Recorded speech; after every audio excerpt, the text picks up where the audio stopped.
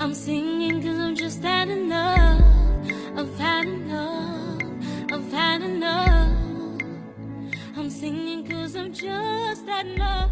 Pour une situation, c'est un salut pour moi.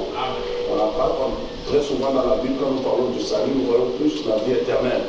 Mais en fait, dans le salut, il y a la délivrance, il y a la guérison, il y a la paix, il y a la prospérité, il y a tout. Tout cela, la Bible appelle salut.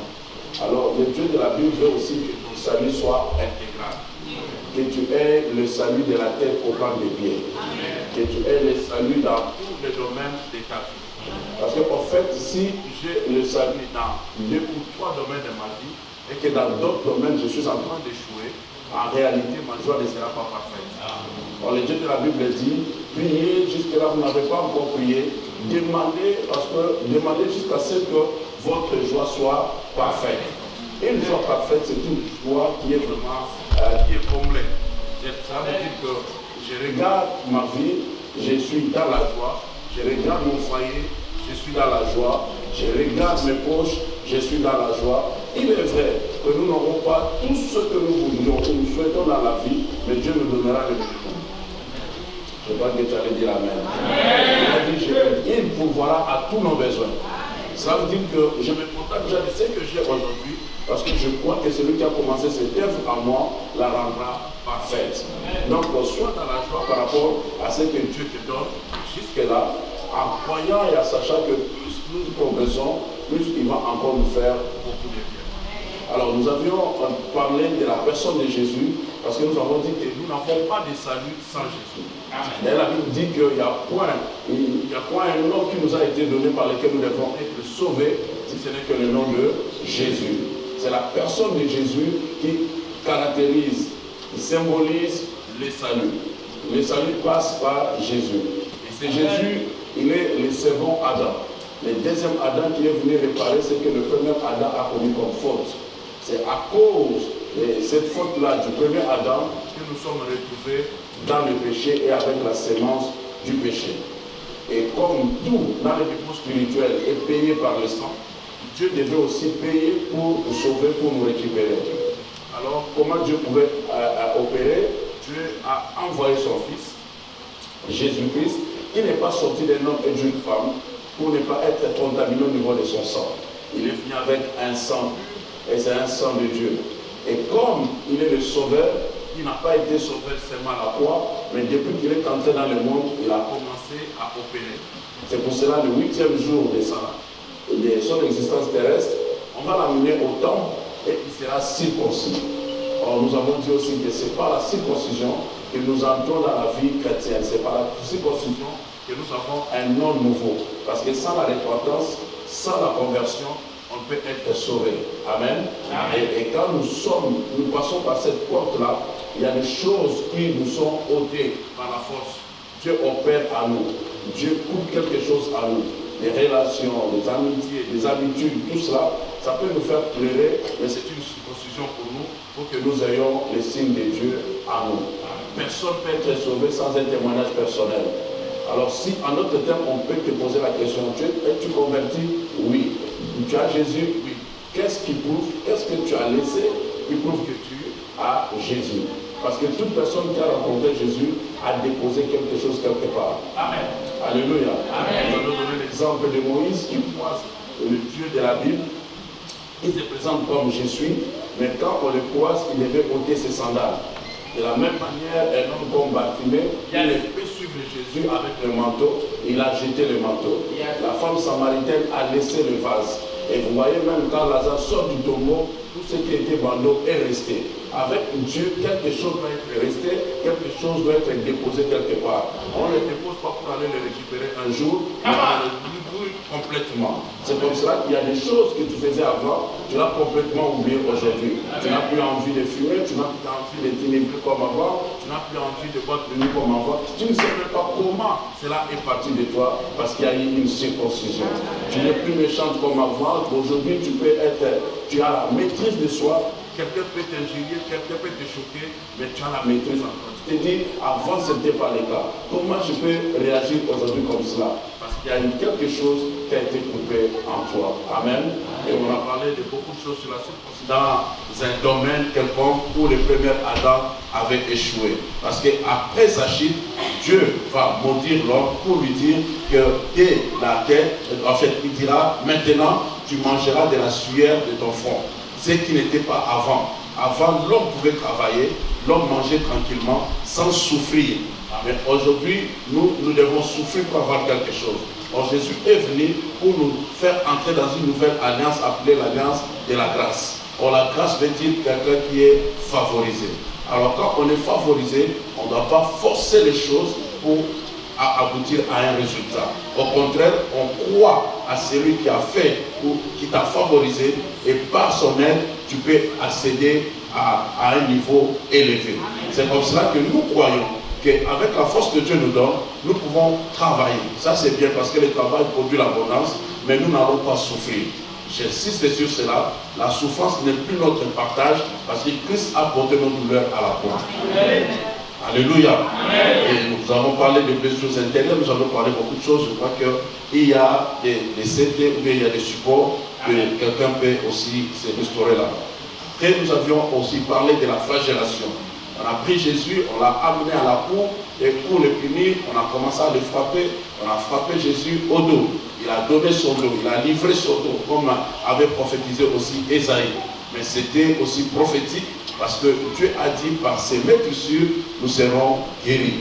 Alors, nous avons reçu notre guérison physique, guérison de l'âme, guérison de l'esprit par les maîtrissures de Jésus. C'est pour ça que nous croyons que quelle que soit la maladie qui peut se manifester dans nos corps physiques, mais nous sommes déjà guéris. La maladie est venue en retard, la guérison était très bien avant. C'est pour cela que Dieu nous fait grâce dans son ensemble d'être guéris. Or, seulement dans cette atmosphère, on peut ou ne pas t'imposer les mains, mais tu peux remarquer seulement ta guérison. Tu peux sortir d'ici et aller voir ton docteur et ton docteur te dira, il n'y a plus cette maladie. Donc le Dieu de la Bible nous guérit. Il nous fait en bonne santé parce qu'il a déposé l'onction dans ton corps physique, il a déposé la grâce dans ton corps physique. Sans le corps physique, tu ne pourras pas être son ouvrier ou ouvrière. Donc nous avons besoin, où Dieu lui-même se préoccupe de notre santé. Et si même nous travaillons, ce n'est pas pour nous punir, parce que le travail aussi régénère le corps, nous donne aussi une bonne santé. Je peux aller encore très loin. Le fait que tu sois en jeûne et prière, tu es en train aussi de désintoxiquer. Ton corps aussi est en train d'être régénéré. En fait, pendant des temps de jeûne et prière, tu es en train de rajeunir encore ton corps. Les jeûnes nous aident encore pour garder, en fait, se rajeunir. Donc il y a beaucoup de biens par rapport au jeûne. Est-ce que vous savez qu'il y a des païens qui jeûnent mais qui ne sont pas chrétiens, qui ne prient pas? Mais pour la bonne santé seulement. Mais nous avons plusieurs bénéfices. En plus d'avoir une bonne santé, par la prière, nous recevons encore des choses qui étaient impossibles. Alléluia. Amen. Alors le même Jésus qui fait ce travail et qui va aboutir et conclure ce travail à la croix, va aussi être arrêté. Et quand il est arrêté, il entre dans la phase terminale de sa mission terrestre. Or, ceux qui l'ont arrêté, ce sont des ennemis. Ce sont des gens qui ne voulaient pas que son œuvre puisse aller de l'avant. Ils se sont levés, ils ont comploté, ils ont tout fait pour qu'ils puissent mettre la main sur Jésus. Et finalement, ils ont réussi quand même à l'arrêter. Mais vous remarquerez que ce même Jésus, dans la chair, il est allé prier. Et comme il a vu ce qui était devant lui, ce qui lui a été réservé comme coup, comme souffrance, dans la chair, comme humain, parce qu'il était aussi 100% homme. Et il a déclaré, il a demandé, Père, si tu peux éloigner de moi cette coupe, parce qu'en fait, il a senti cela dans la chair. Mais toutefois, non ma volonté, mais que ta volonté soit faite. Mais pour aller là-bas, pour être arrêté, on devait utiliser l'un de ses apôtres qui était Judas. Mais quand Judas arrive, parce qu'en fait, le peuple aussi, même les militaires, ne connaissaient pas trop bien Jésus, même son visage. Quand on présente un Jésus blanc, tout ça, c'est vraiment pas ça par rapport à la description de la Bible. Okay? S'il était comme on le présente, ça serait une personne qu'on pouvait repérer du coup. Quand on le voit, on trouve que non, le plus beau dans le groupe, c'est celui-là, et directement, on allait se jeter sur Jésus.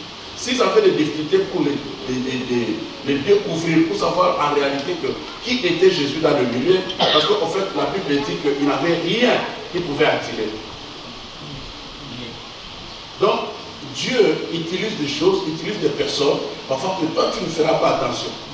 Parce que quand on dit même que Samson était l'homme le plus fort, tout ça, c'est pas parce que Samson avait des biceps développés, non.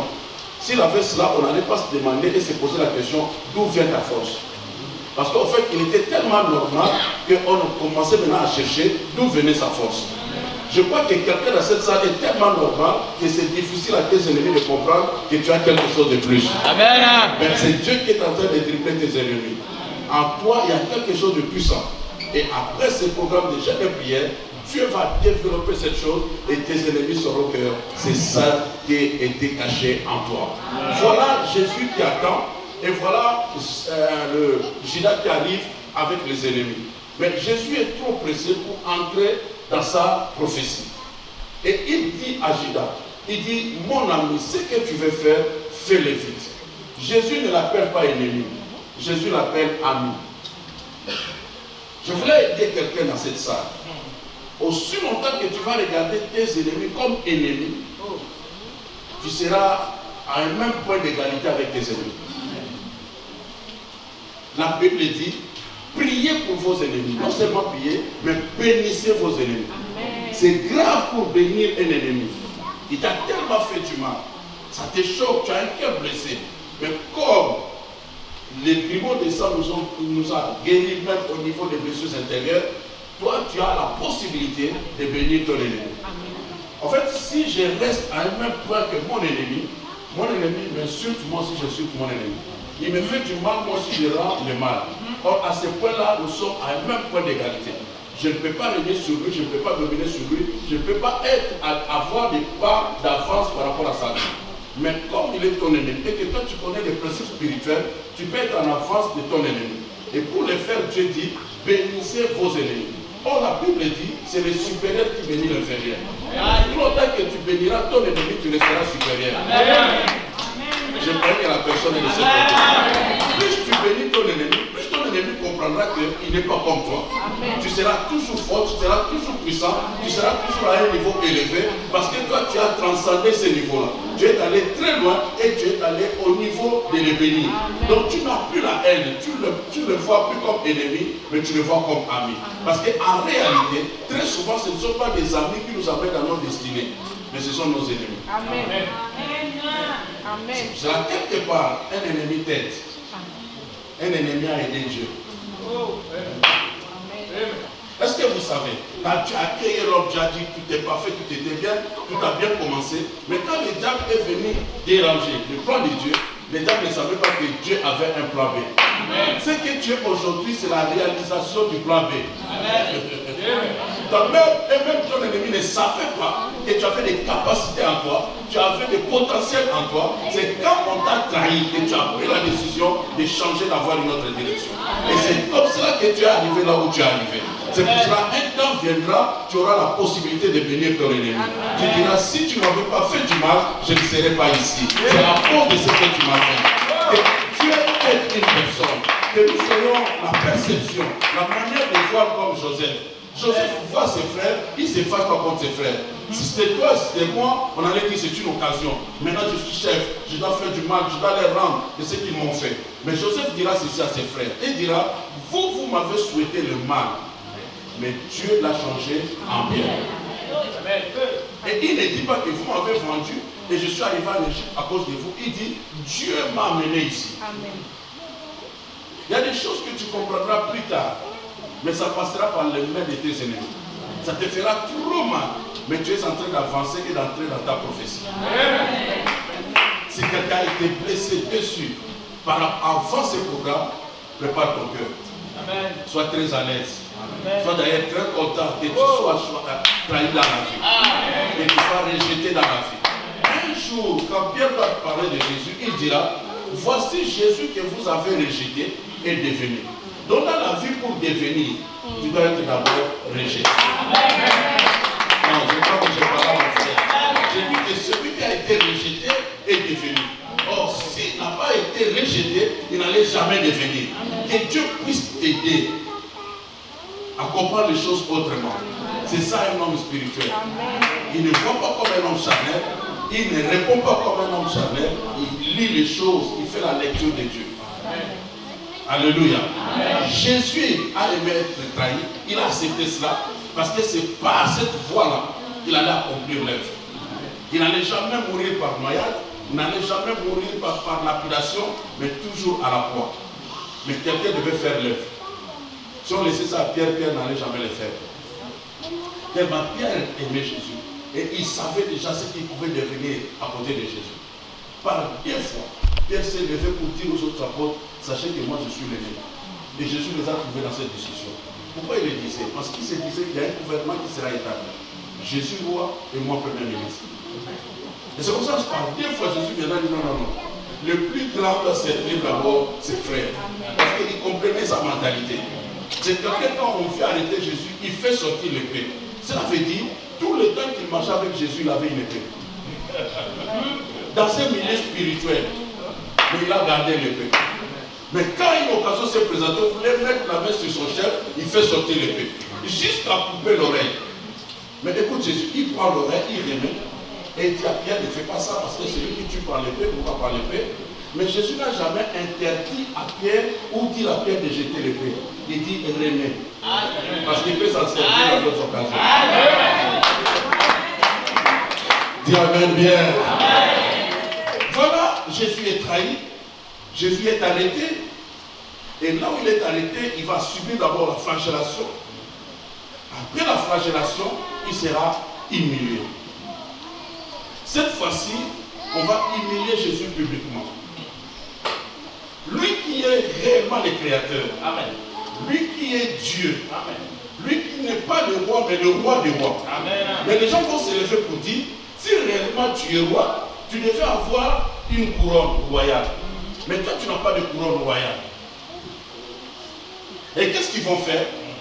Puisqu'il n'y avait pas de couronne standard où on avait déjà préparé pour prendre et mettre sur la tête de quelqu'un, et ce n'était pas l'habitude que les prisonniers soient humiliés de la sorte. Il y a eu déjà plus de 10 000 crucifiés à l'époque de Jésus. Parce que c'est une punition romaine. Et comme Dieu avait déjà prophétisé des siècles avant que Jésus, son fils, le sauveur, allait être crucifié, cette punition n'existait pas en Israël. Cela fait que Dieu a attendu jusqu'à ce que l'Empire romain soit établi en Israël et puisse amener la punition de la crucifixion, afin que la prophétie puisse s'accomplir. Alors quand maintenant on prend Jésus, on dit non mais tu es roi, mais tu n'as pas de couronne. Bien aimé dans le Seigneur, le monde regarde ce qui frappe l'œil. Et c'est Dieu qui l'a dit. Mais moi je regarde au cœur. Amen. Quand quelqu'un te regarde, il sait que tu traverses un problème.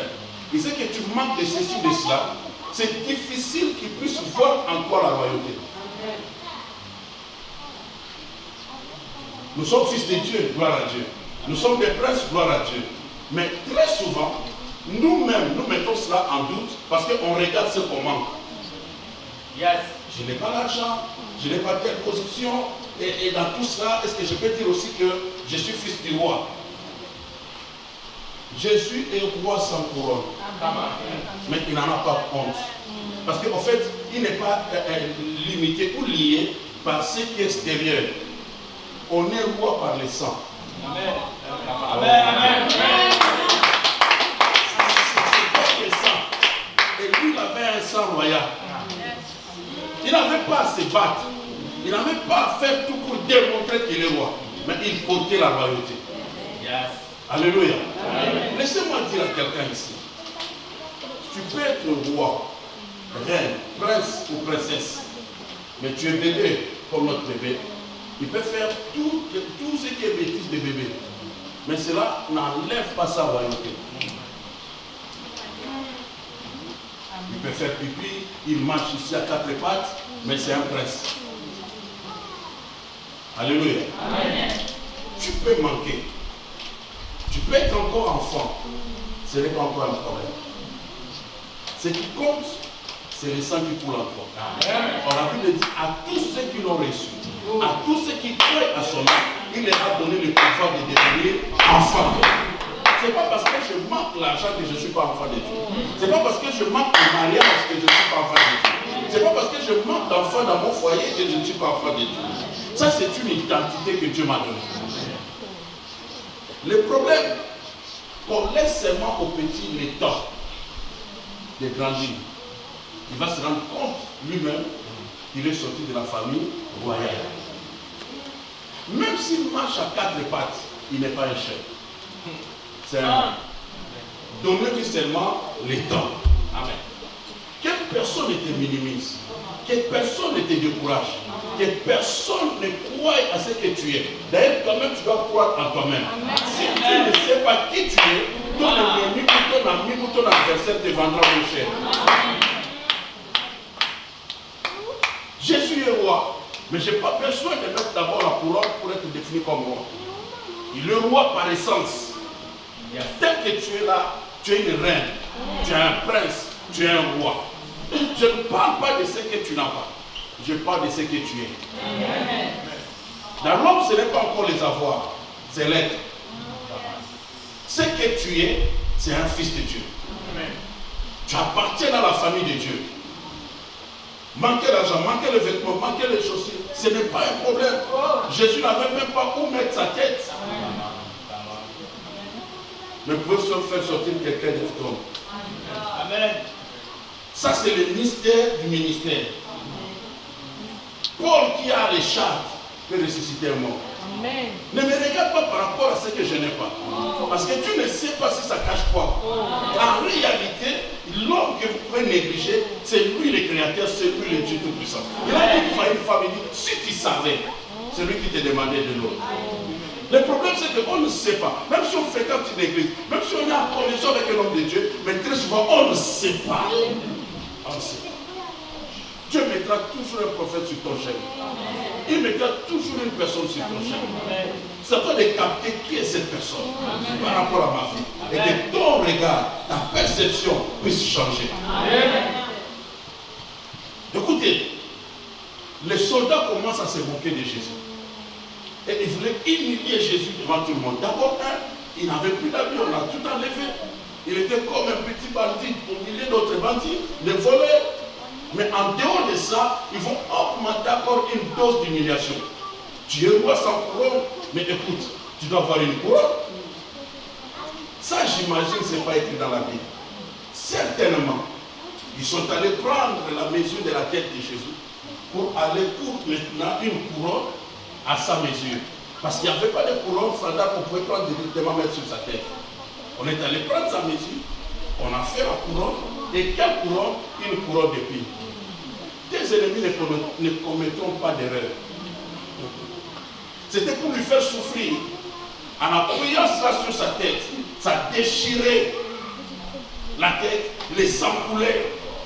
Mais ceux qui ne savaient pas, qu'en posant ses épines sur sa tête, et qui était en contact avec son sang a coulé jusqu'à toucher la terre, c'était pour réparer une situation du premier jardin. Amen. Où Dieu a dit au premier Adam que tout ce que tu mettras sur la terre te sera donné en forme d'épines et de ronces. Et maintenant, ces épines-là sont sur sa tête et les sang qui casse-tête jusqu'à tomber sur la terre. Il réparait la situation de ta terre et il réparait la situation de tes épines. Pour toi là, tu n'auras plus de migraines, de maux de tête qui vont te piquer comme des épines sur ta tête parce qu'en fait, Dieu l'a déjà porté. Et en deuxième position, là où ton père a sémé et il a échoué, toi tu viendras avec facilité. Tu déposeras quelque chose et ça te donnera au centime. Pourquoi? Parce que Jésus a préparé ta terre. Mais écoutez-moi, maman. Toute personne est bénie selon son onction. Et toute personne a des combats selon son onction. Si tu n'as pas une onction au-delà, peut-être de bon pasteur, tu n'auras pas de combat comme lui. Par rapport à la charge, par rapport au ministère, sachez qu'il porte une onction nécessaire pour gérer cette population. Donc quelque part, Dieu va l'équiper. Et pour l'équiper, Dieu va le faire passer par des épreuves à son niveau. Ces combats ne seront pas mes combats. Amen. Amen. Mes mains peuvent être libres maintenant. Tu tiens au bout. Ça veut dire quoi? Je vais te déranger, mon bishop. Ça veut dire qu'il est Jésus. Maintenant, nous voulons l'humilier. En l'humiliant, on dit, mais tu es roi, mais un roi sans couronne. Quel est ce roi sans couronne? Nous allons te donner une couronne. On prend la mesure de sa tête, on va faire une couronne d'épines pour lui faire trop mal, mais il ne sait pas qu'il est en train de réaliser une prophétie. Et après cela, je dis, comme ils ont pris la mesure de sa tête, et ils sont allés faire une couronne selon la mesure de sa tête, c'était par rapport à son onction. Parce qu'en fait, l'onction commence par la tête. Tu n'auras pas un combat qui ne correspond pas à ta mesure. Tu n'auras pas aussi une grâce, une élévation qui ne correspond pas à ta tête. Et quand je parle de la tête, je parle de ton onction. Et cela veut dire, si j'ai des combats par rapport à la mesure de ma tête, je serai aussi béni par rapport à mon onction. Amen. Tu as raté l'occasion de dire Amen. De la même façon, je vais souffrir par rapport à mon appel, de la même manière que Dieu va me bénir par rapport à mon appel. Je vais dire ça autrement. Joseph a dit à ses frères, vous m'avez souhaité le mal, mais Dieu l'a changé en bien. Cela veut dire que s'il n'y avait pas de mal, Dieu n'aurait rien entre ses mains à changer. Amen. Oh, amen. Tout combat de ta vie te démontre déjà à quel niveau tu seras béni. Toute couronne qui te font mal maintenant sur la tête te positionne. Parce qu'en réalité, c'est une couronne qui lui fait mal, mais parmi les trois, il n'y avait qu'un qui avait la couronne. Amen. Ah ouais. Amen. Même si ça me fait mal, mais ça me distingue. Amen. Et quelque part, les gens qui regardent de loin, ils savent que tous sont là, mais il y a un qui a une couronne. Et pourquoi il a cette couronne? Parce qu'il a dit qu'il était le roi. J'ai dit à quelqu'un, ce que tu es, ne laisse pas d'abord que les gens puissent te découvrir, confesse-le par ta bouche. Je n'ai pas l'argent, mais je suis fils de Dieu. Je n'ai pas un mariage, mais j'ai le sang de Dieu. Ce que tu dis, ça va rester dans les oreilles. Même dans l'humiliation, ils reconnaîtront qui tu es. Laissez-moi encore dire ceci. De la même manière qu'ils ont pris les épines et mettent sur sa tête, nous devons savoir que les épines, on les tire d'abord des larmes. Yes. C'est au niveau de la terre. Et très souvent, quand les épines sont sur ton chemin, tu ne le vois pas. Tu marches dessus, ça te fait crier. Ça te fait trop mal.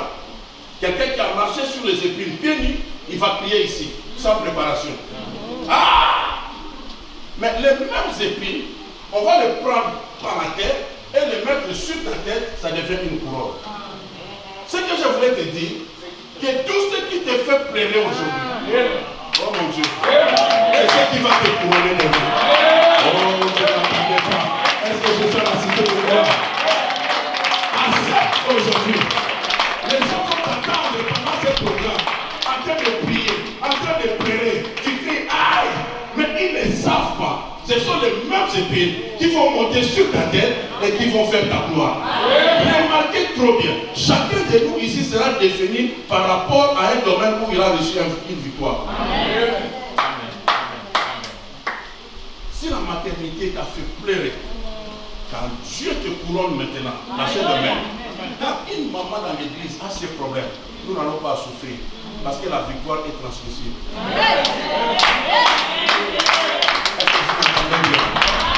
La victoire est transmissible. Celui qui a reçu une victoire dans tel domaine, il est capable de te le transmettre. Il est capable. Donc les mêmes choses qui te font pleurer aujourd'hui, ça te prépare à ta gloire. Yes. Aujourd'hui j'ai crié ah! Mais demain c'est la même chose qui sera posée ce matin. Et ça deviendra une couronne. On dira dans tel domaine, telle soeur-là a souffert. Regarde son foyer comment ça a été, ses enfants. Mais regarde ce que Dieu a fait. Ça devient une couronne. Mais hier, c'était le pleur. Hier, j'avais crié.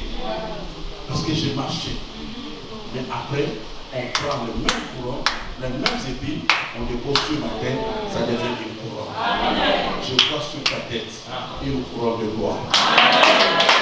La même chose qui t'a fait souffrir, c'est la même chose qui va te couronner.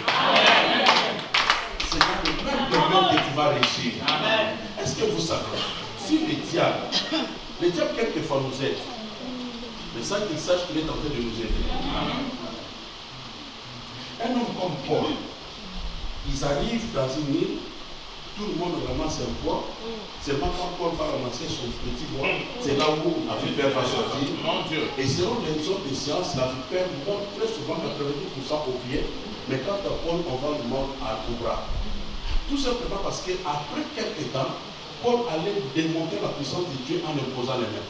Or, les diables savaient que si on laisse sa main, il va démontrer la gloire de Dieu. On a commencé par le corps au bras, pour qu'il soit paralysé, que les bras ne puissent pas fonctionner. Et je vais dire à quelqu'un, là où tu es trop piqué, trop mordu, c'est là où tu vas être maïga. Je vais te dire, c'est dans ce domaine-là que tu vas réussir. Si tu as été trop attaqué dans le domaine de tes enfants, sache que parmi tes enfants, il y a un roi. Sache que quelque chose qui va sortir. Si tu as été trop menacé dans le domaine de finance, sache que quand tu auras l'argent dans la vie, tu ne me crois pas. Je veux dire à quelqu'un, si tu as été trop tourmenté dans n'importe quel domaine, le diable est en train de te dire, c'est ici que tu vas réussir et je vais commencer à te faire du mal. Mais avec toi, tu réussiras. Avec toi, tu toucheras le serpent.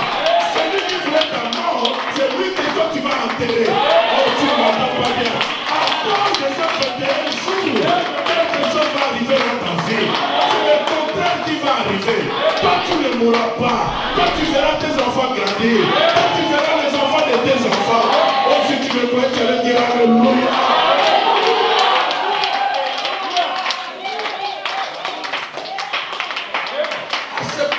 D'aujourd'hui. Ne regrette pas. Est-ce que vous savez, la Bible démontre les choses avec précision. La Bible dit qu'il y a un temps pour chaque chose. Mais quand la Bible commence à présenter ces temps, il dit d'abord il y a un temps pour pleurer et il y a un temps pour être dans la joie. Ça veut dire qu'on ne commence jamais dans la joie. C'est comme cela que Job a commis une erreur. Job commence la vie avec la joie. Et le Dieu de la Bible devait le récupérer. Parce qu'on ne commence jamais comme ça, maman. Commençons petit. On commence par pleurer et après on fait quoi? On sourit. Mais on ne sourit pas avant. C'est pour cela aime la femme qui t'a soutenu quand tu pleurais. Soutiens cette femme-là. Et aussi la femme soutient cet homme-là qui t'a soutenu aussi quand on pleurait. Est-ce qu'on va pleurer ensemble? On va sourire aussi ensemble. Écoutez-moi bien. Quand nous allons à la maternité, c'est la maman qui pleure. La maman pleure parce qu'il doit libérer quelque chose, une charge. Mais quand l'enfant sort, la maman sourit. Mais si l'enfant ne pleure pas, on peut même le frapper, surtout au pays chez moi, pour que cet enfant-là puisse pleurer. Parce que pleurer, c'est un signe de vie. Parce qu'il ne peut pas commencer la vie sans pleurer.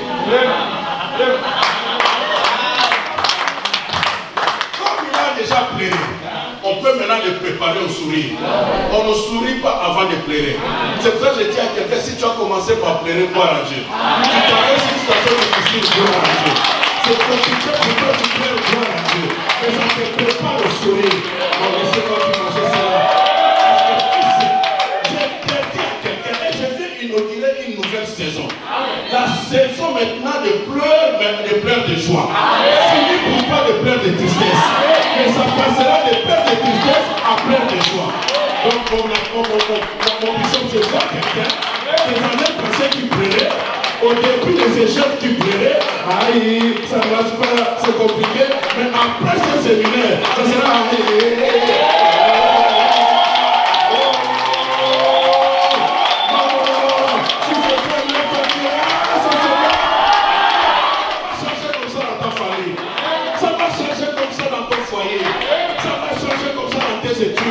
ça va changer comme ça dans ton travail. De pleurs de tristesse en pleurs de joie. L'essence sera au nom de Jésus.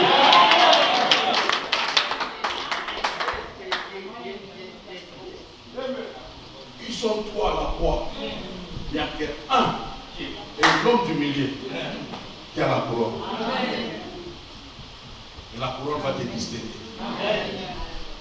Il y a des personnes qui ont des couronnes visibles. Il y a des personnes qui ont des couronnes invisibles. Parce que tu n'as jamais connu des affrontements spirituels. Moi, par plusieurs fois, je suis entré dans des bureaux. Des personnes que je ne connais pas, on ne s'est jamais croisé dans la vie. Mais gens comme ça, la personne se fâche. Mais on ne sait pas pourquoi il s'est fâché. Monsieur, je ne veux pas te voir dans mon bureau. Mais monsieur, je vais rentrer comme tout le monde. Non, non, non, je ne veux pas te voir dans mon bureau. Moi-même, je sais pourquoi.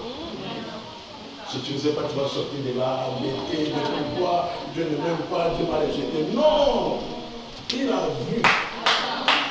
C'est que tout le monde ne voit pas. On sait que si tu restes dans son bureau 5 minutes, tu peux tout paralyser. Tu peux quitter les postes après toi. Il y a des hommes et des femmes ici qui sont très dangereux. Mais eux-mêmes ne savent pas qu'ils sont dangereux. Je vais faire une parenthèse. Je ne sais pas si je vais continuer à finir. J'ai connu une expérience dans mon église. Je suis pasteur et cette année, ça va faire 27 ans. Tu vois? Je suis à la croix. Dans quelques secondes, il va partir. C'est à ce moment-là que ces ennemis, c'est comme s'ils ont une lumière sur Jésus. Oh, si tu es fils de Dieu, descends. Oh. Depuis longtemps, vous m'avez voulu ici, et maintenant vous me demandez de descendre. Il y a des gens qui vont commencer à te provoquer pour que tu quittes ta position. Oh, c'est une position maintenant de gloire. Dans quelques minutes, ta prophétie va s'accomplir. Tu auras quelqu'un à l'église qui commence à t'embêter, tu auras une personne qui parle de toi parce qu'il veut te faire descendre de ta position. Mais moi, je crois en toi, tu ne descendras jamais. Et si tu es fils de Dieu, descends. Mais sois toi-même, il ne bouge plus. Puisque je suis déjà là, c'est fini. J'ai dit à quelqu'un, s'ils avaient le pouvoir, ils devaient t'avoir avant d'arriver dans cette assemblée. Depuis que tu es entré ici, tu es entré dans une nouvelle alliance. Tu es dans une autre famille. L'église est appelée ville de refuge. Vous savez quoi? Merci mon frère. Jésus, tu vas beaucoup souffrir. Vous savez quoi? Même dans le monde, si je suis bandit, voleur, français, j'ai commis une erreur, une faute, un délit, la police française me poursuit. Je vois le consulat pour l'ambassade américaine. Dès que j'entre dans l'ambassade, les policiers viendront avec furie, avec colère, mais ils resteront à la porte. Parce que s'ils entrent dans l'ambassade avec l'air tenue pour m'arrêter, c'est une violation. Et il y aura un incident diplomatique. Ça peut créer des problèmes parce que ce territoire-là, même que ce soit en France, mais c'est un territoire américain. Et je dis à quelqu'un, il y a des démons, il y a des sorciers dans la famille. Dès que je fuis, j'entre à l'église, c'est notre territoire. Ils peuvent tout faire, ils peuvent venir, mais ils s'interrompent pas. Parce que s'ils entrent, il y aura un incident diplomatique. Or, ton royaume est plus puissant. Tu vois comment tout le monde respecte l'Amérique, tout le monde respecte le Canada, les pays puissants. Pourquoi? Parce qu'à cause de leur armement, à cause de leur position. Or, le royaume de Dieu est tellement puissant que les gens ne peuvent tout faire, mais il restera à la porte. C'est pour cela que je vois quelqu'un dans cette salle. Toi-même, tu ne le sais pas, tu ne vois pas ta couronne. Toi, tu regardes trop à ce que tu n'as pas, tu regardes trop à ce qui manque dans ta vie, mais en réalité, le diable est en vie. Sinon, vous n'allez pas combattre ta vie. Pourquoi tant de combats? Pourquoi tant d'acharnement? Parce qu'il y a quelque chose que toi-même tu ne découvres pas. J'aime trop la Bible. C'est un roi païen qui est venu un matin et qui a dit, n'est-ce pas qu'on a jeté 3 personnes? Et il précise, qui est donc cette 4e personne qui a le visage du Fils de Dieu? Mais les 3 personnes ne savaient même pas qu'il y avait une 4e personne. C'est un sorcier de ta famille qui va découvrir que tu n'es pas seul. Quelqu'un qui voudrait te faire du mal, qui va comprendre que toi tu es mystique. C'est pour cela que si tu n'es pas préparé, ils peuvent se lever pour dire cet enfant est sorcier. Mais le père Paul ne dit pas pourquoi. Une fois dans mon ministère, on m'a traité d'un homme occulte. Ça m'a choqué. On a passé les temps à la prière des jeunes. Si je dois traiter, j'allais avoir des millions sous les lits. On est des génies de forcer les choses. Ça m'a choqué. Mais après quelques temps, j'ai dit non, c'est une bonne position. Si même mon maître, on l'a traité sorcier, après plus fort que nous c'est que cet homme-là voit en moi quelque chose qu'il n'arrive pas à expliquer. Alors quand il n'a pas d'explication, il me met dans le groupe des sorciers. Moi je suis plus que sorcier. Moi je ne peux pas attendre la nuit pour voler. Même pendant le jour, reste à vos chefs.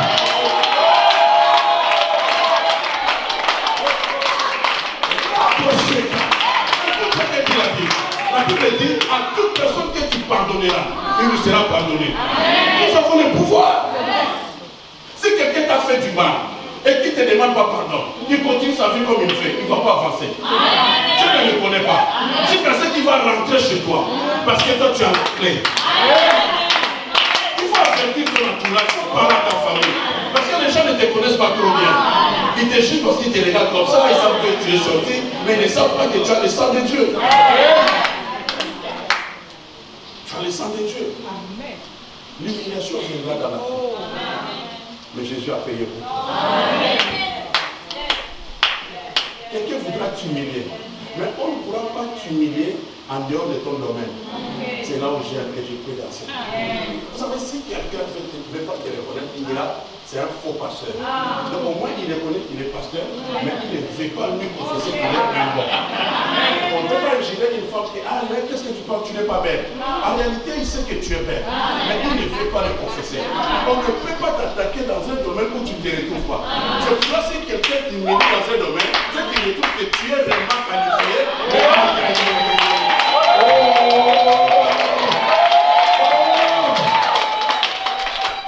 Pourquoi il dira seulement que tu n'es pas belle? Il peut parler d'autre chose. Il a trouvé que tu as... Écoutez-moi, non. D'abord, la beauté est relative. C'est vrai, c'est vrai. Bon, il y a des personnes qui disent peut-être la beauté par rapport à la forme. Mais là, il dégage du charme que d'autres ne peuvent pas. Toi-même, tu dois découvrir ce que tu as. Il y a des personnes qu'on peut négliger, mais là, un sourire. Oh maman, quand il fait ce sourire, ça donne la vie. Donc, découvre seulement ce que tu es. Ne laisse personne t'utiliser, t'humilier et te cataloguer. Toi-même, tu dois savoir qui tu es. Et ce n'est même pas un péché. David est seul dans sa maison, devant un miroir. Il dit, je suis une créature submerveillée. Si tu étais à côté, tu allais le traiter d'orgueilleux. Il n'est pas orgueilleux. Il n'est pas orgueilleux. Dieu qui crée, il n'attend personne pour lui dire, Seigneur, ce que tu fais est bon. On lui dit, Dieu crée, il dit, c'est bon. Il crée, il dit, c'est bon. Il crée, il dit, c'est bon. Et quand il t'a créé, il dit, c'est très bon. Il m'a dit, c'est très bon pour moi. Je ne peux pas permettre à une autre personne de dire que je ne suis pas bien. Si Dieu lui-même m'a dit, c'est très bon. Regarde ton voisin, dit, c'est très bon.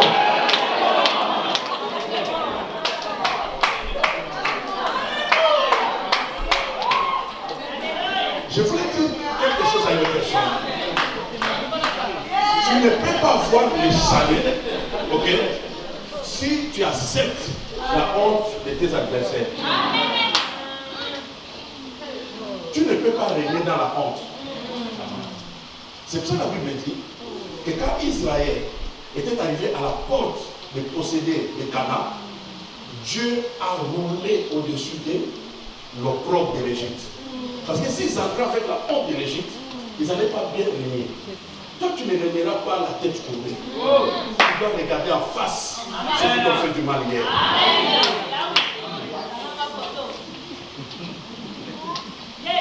Ton salut sera complet. Laissez-moi avancer au pas. Dans Ésaïe 56, écoute ce que dit la Bible. On peut mettre le texte. La Bible dit, j'ai livré mon dos.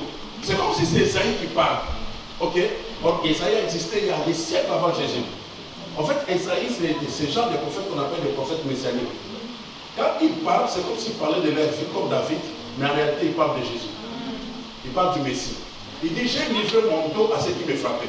Ésaïe n'a pas livré son dos, c'est Jésus qui a livré son dos. Et après, il ajoute, et me joue à ceux qui m'arrachaient la barbe. C'est là où je vais m'arrêter. Et ça, c'est une autre plaie que Jésus a acceptée sur son corps. Jésus est arrêté. On est en train de cracher sur lui. Il n'a pas dérobé son visage aux ignominies et au crachat. Le soldat romain, en dehors de lui mettre la couronne d'épines, il venait aussi cracher sur Jésus. Il prenait Jésus par la barbe et il tirait. Ce n'est pas des gens qui caressaient sa barbe, qui tiraient sa barbe jusqu'à ce qu'il sortait du sang. Il était blessé même à cause de ça. Mais nous sommes en Orient. Dans ces points-là, une personne ne peut même pas cracher devant un homme. C'est du sacrilège. Une abomination. Mais Jésus, on n'a pas craché devant lui, sur lui. Il a accepté.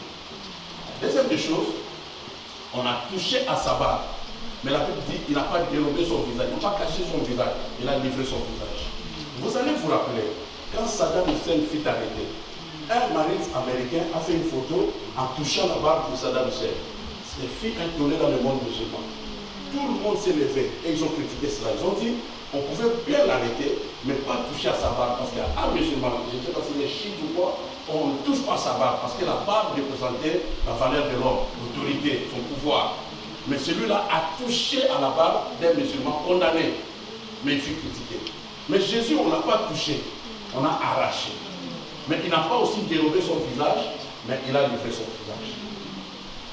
Amen. Amen. Mais quand il le faisait pas pour lui, il le faisait pour toi. Est-ce que vous savez, dans la vie, aujourd'hui on peut recevoir Jésus, mais il y a beaucoup qui marchent dans la culpabilité, qui marchent avec le poids, le fardeau du passé. Il y a des avenirs qu'il ne peut plus fréquenter. Il y a des points qu'il ne peut plus fréquenter. On le connaît pasteur dans un coin, mais il ne peut plus rentrer là où il a fait des dégâts avant. Parce qu'en fait, il a toujours cette honte-là qui le poursuit. Mais quand Jésus est arrêté, il paye dans ce domaine-là. En fait, ni toi, ni la faute de tes parents, même tes enfants, n'aient pas honte. Est-ce qu'il y a des gens aujourd'hui, si on cite son nom, on ne voit pas l'enfant, on voit ses arrière-grands-parents. À cause de la faute de ses parents, on continue à parler de cet enfant par rapport aux fautes du passé. Et ça affecte, ça détruit beaucoup de vies. Mais le Dieu de la Bible ne veut pas que tu aies un salut ou dans un domaine, tu es complexé. Le complexe, que ce soit le complexe de supériorité ou d'infériorité, c'est un péché. Amen. Tu es au milieu des gens, tu te vois petit. Tu te dis, on a compliqué. Pourquoi ça? C'est du complexe. Et d'autres gens, s'il est au milieu des gens, il se croit grand. Il est tout, il connaît tout. Non, non, non, non, non. Vous savez quoi?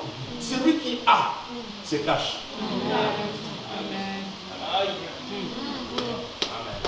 C'est l'orgueilleux qui prétend voir.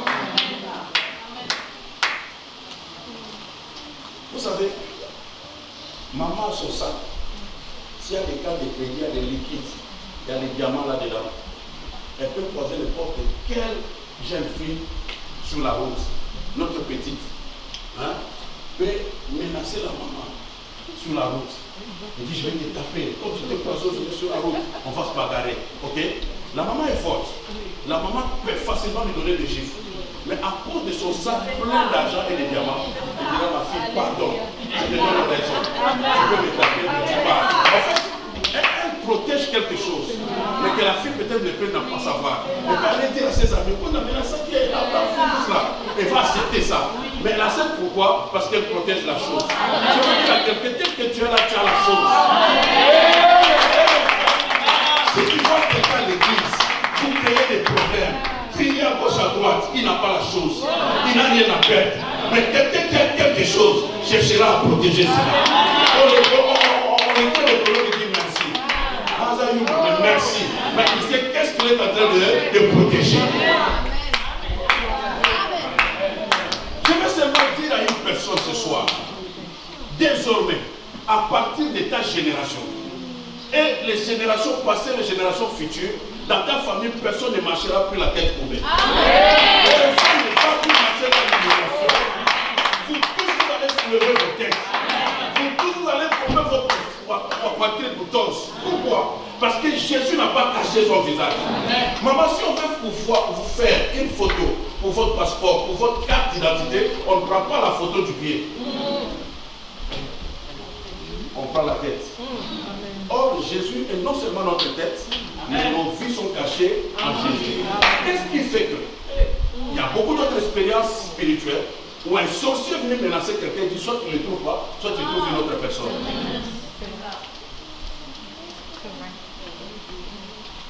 Écoutez, c'est une parenthèse, on va aller rapidement. Tu n'as rien devant Dieu à cause de ce que tu es. Non. Yes. Non. Yes. Toute notre justice n'est qu'un manteau souillé. En fait, quand nous venons devant Dieu, je vais expliquer ces choses demain. Mais juste une parenthèse. Quand nous venons devant Dieu, ok, tout ce que nous demandons, c'est au nom de Jésus. Et si le Père voit Jésus, il nous donne. Parce qu'en fait, c'est la réalité de Jacob avec Ésaü. On a porté la peau du grand frère. Parce que le petit frère n'a pas droit à la bénédiction. Mais quand papa touche la peau, papa lui-même s'est fait aveugle. Comment un aveugle qui a la sensibilité de comprendre que cette voix n'est pas ta voix, mais il bénit quand même? Nous avons comme ça, comme ça, pourquoi favoriser?